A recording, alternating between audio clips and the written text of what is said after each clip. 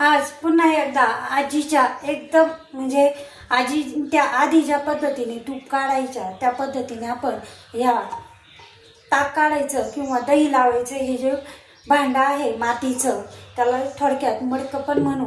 त्या मडक्यामध्ये आज एकदा पुन्हा एकदा आपण तूप काढत आहोत.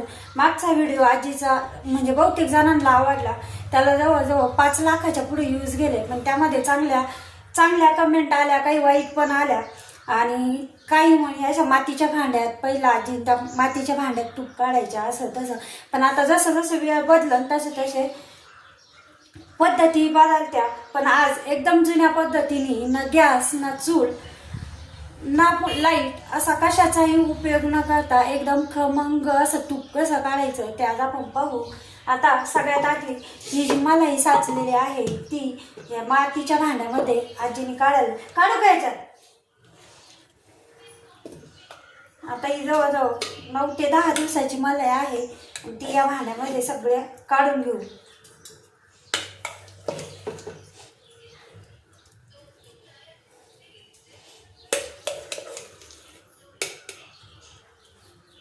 आता आजीचे तूप काढण्याच्या पद्धती म्हणजे बहुतेक जणांना आवडत्या आणि काही जणांना म्हणजे 1% लोक अशा असतात त्यांनी काहींनी वाईट पण कमेंट केल्या आणि चांगल्याही कमेंट आल्या. आता आज आपण एकदम आजीच्या पद्धतीने आपण तूप काढू. ना लाईट ना गॅस ना चूल. आता आजी कसं तूप काढते ते पाहू. सगळी एकाच वेळेस टाकायची का? सगळी एकाच वेळेस टाकायची का? आता सगळी मलाई एकाच वेळेस टाकून घेतलेली या मातीच्या भांड्यामध्ये. तुरी वांदी आणि मोठी राजनी होती. बटाट्याची हरभऱ्याची हरी आम्हाला चिकन काय आम्हाला यायचं.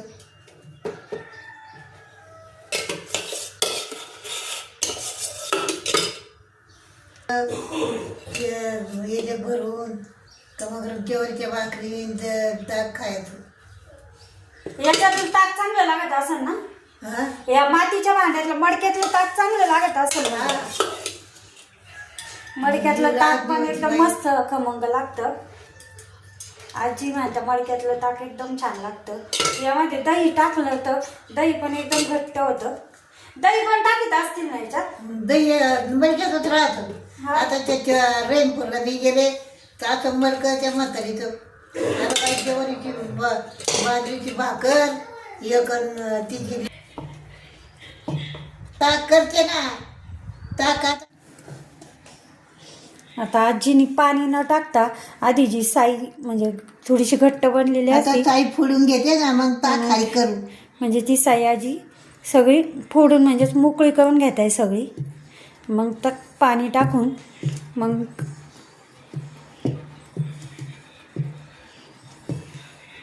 आता लाईट नाही गॅस नाही चूल नाही. मग आपल्याला हे तूप कसं कढवायचं आजीन त्या कसं कडवीत होत्या तेही पाहू आपण. आता ताक करते ना पाणी टाकीते ना पाणी टाक. आता हे जे साईचं भांडं होतं ना त्याच्यातून साई फोडून घेतली. आता आजी हे हलवते आणि थोडंसं पाणी आजीने टाकायला लावलंय.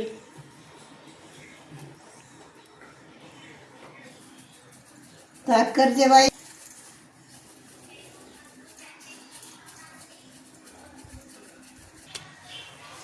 आता आजीने केलं. आता मी बनवते. नाही आणू खाली हलू नको मडक्याला. आणि एकदम पटकन लगेच असं लोणी व्हायला लागले. आता घट्ट वाटलं की थोडं पुन्हा पाणी टाकायचं चाललंय आजी मडक्याला हाल नको कच आधी नवय. आजी म्हणते जास्त असं ताकद नको लावू नवं मडकं आहे.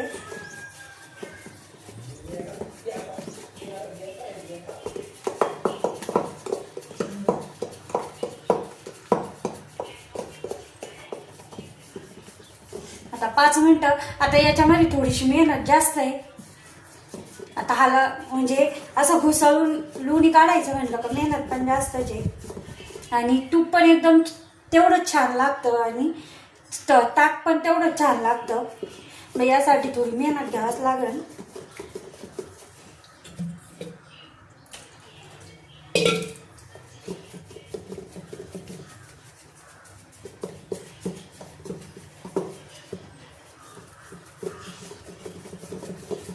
आणि आता जी शिल्लक बी आहे, आता जास्त नाही पण थोडीशी असेल, तिच्यापासून आपण आजी पोळी बनवणार आहे मस्त अशी.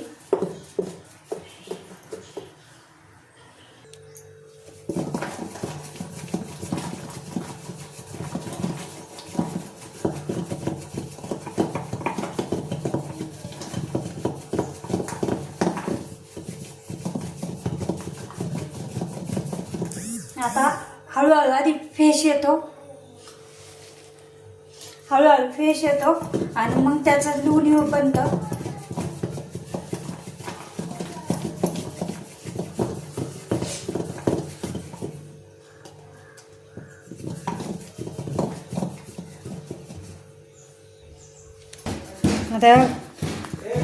आता हळूहळू हे जे आहे ते लोणी, आता हे लोणी निघायला लागलेलं आहे. 2 ते 3 मिनटं घोसाळलं आणि हे लगेच लोणी यायला लागलेलं आहे. आता इतकं ताक होतं, पण जे हे आहे ते सगळं लोणी आहे.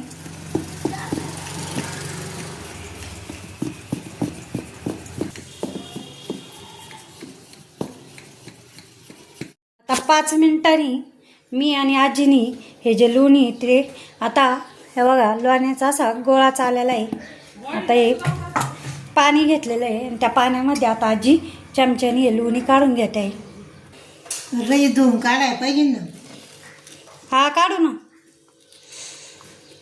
आता बघा चमच्या, टोकरी.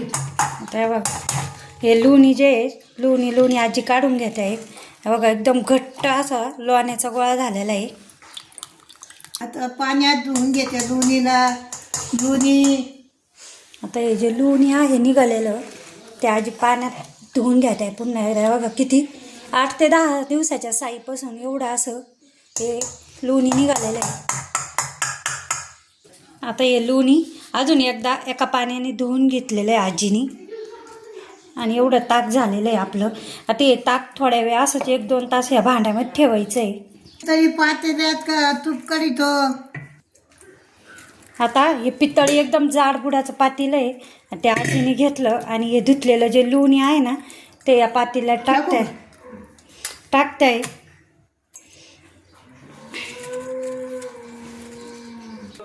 एवढं पुसून घे ना ते समजा.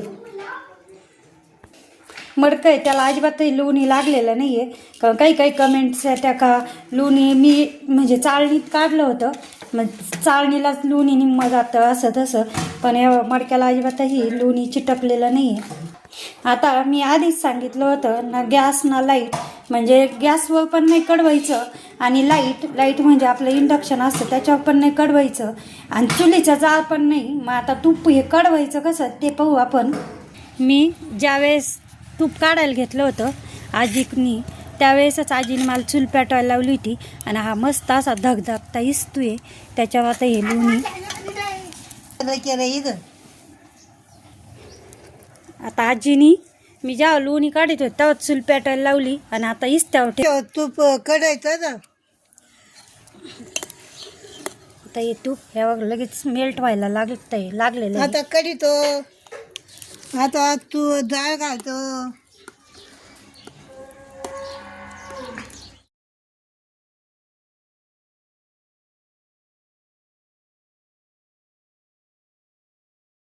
इथंच बगीच्यामध्ये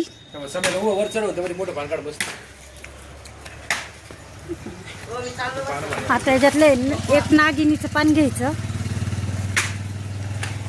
तूप काढायला आणि इथं तुळशीचे पानं पण आहे तुपामध्ये टाकायला. तुळशीचे पानं नागवेलीचे पानं 2 घेतलेले आहे म्हणजे खायचे.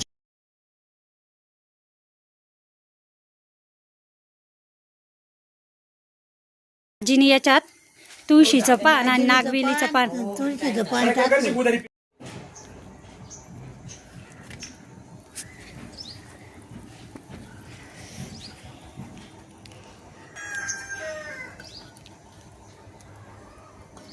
हे बाई उकाळलं तू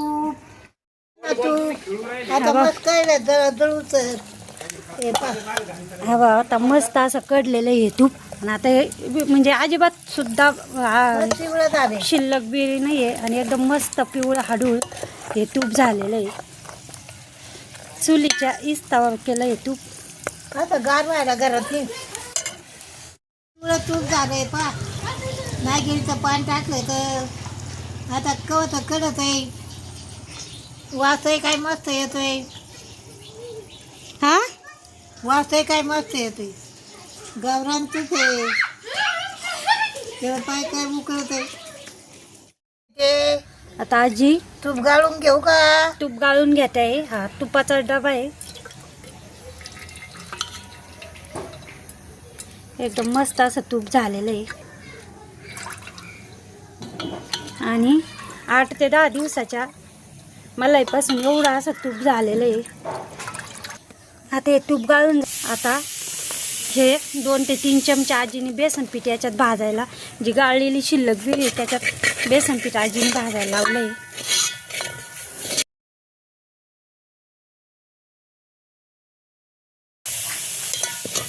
हे मस्त खमंग असं बेसन पीठ भाजलंय.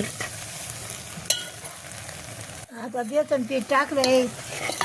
आता बेसन पीठ जेवढं घेतलं तेवढाच गूळ टाकला याच्यात आणि गूळ वितळण्यासाठी थोडं दूध टाकते याच्यात. आता याचा चांगला मऊसूत गोळा बनवते आजी. आता याचा छान असा गोळा झालेला आहे. आता एक थंड होऊन देऊ बघा. आणि आता आजी याचं काय बनवते आहे ते पाहून देऊ. बस का आता खाली ठेवू का. आता घे खाली. आजीने आता ही कणिक मळलेली आहे. मी आता हे तुपाचं जे भांडं लोणी धुवायला जे भांडं घेतलं होतं त्याच्यातच कणिक मळली आणि आता त्याच्यातून छोटासा असा गोळा घेतला आहे. कणिक छान अशी मऊसूत झालेली भिजली. तर आता हे बघा हे थंड झालेलं आहे बेरीचं आपण जे केलेलं आहे ते आणि मस्त ते पण मऊसूत झालेलं आहे. तर त्याचा असा गोळा बनवून घेऊन असा गोळा बनवलेला आहे आणि असं थापून घेते. आता लाटण्याने ही लाटून घेऊ पोळी जसं लाटतो तशी. आता ही पोळी लाटून झाली आहे अशी. तवा तापायला ठेवला आहे. तेल किंवा तूप शक्यतो तूपच टाकायचं. आता ही पोळी टाकलेली भाजायला. पलटून घेतली आहे.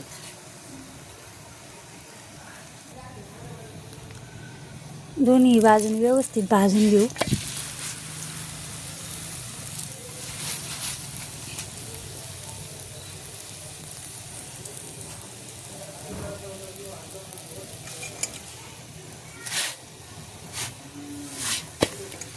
एकदम मस्त अशी पोळी दिसते आणि खायला पण एकदम चविष्ट अशी लागती.